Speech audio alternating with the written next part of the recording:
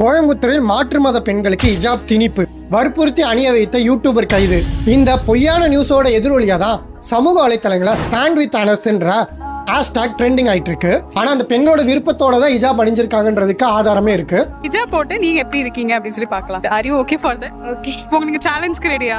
நீங்க ரெடியா இருக்கீங்களா? Yeah fine. இந்த பொய் பிரச்சாரங்களுக்கு மத்தியில பிபிசி தமிழ் மூத்த வழக்கறிஞர் சண்முத்தி ஐயா கிட்ட இதை பத்தி கேட்கும் போது இது எந்த விதத்திலையும் திணிக்கப்படல, அந்த பெண்களோட விருப்பத்தோட தான் நடந்திருக்குன்னு தெரியுது அந்த வீடியோ பார்த்தாலே. இன்னும் வந்துட்டு இது பொழுதுபோக்குக்காக எடுக்கப்பட்டதுதான், ஸோ இதுல வழக்கு பதிவு செய்யறதுக்கு ஒன்றும் இல்லைன்னு சொல்லியிருந்தாரு.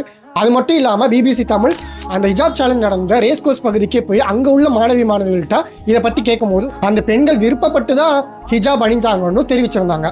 ஸோ ஒருத்தவங்க விருப்பப்பட்டு ஹிஜாப் அணிஞ்சதே ஹிஜாப் திணிப்புன்னு பொய் பிரச்சாரம் செய்யறத எதிர்க்கும் விதமாகவும் இன்னும் அனஸோட கைது கண்டிக்கத்தக்க கூடிய சீக்கிரம் விடுதலை செய்யப்படணும். ஸ்டாண்ட் வித் அனஸ்ன்ற ஹேஷ்டாக் வந்து ட்ரெண்ட் ஆயிட்டு இருக்கு. ஸோ நீங்களும் சொல்லுங்க, ஸ்டாண்ட் வித் அனஸ்.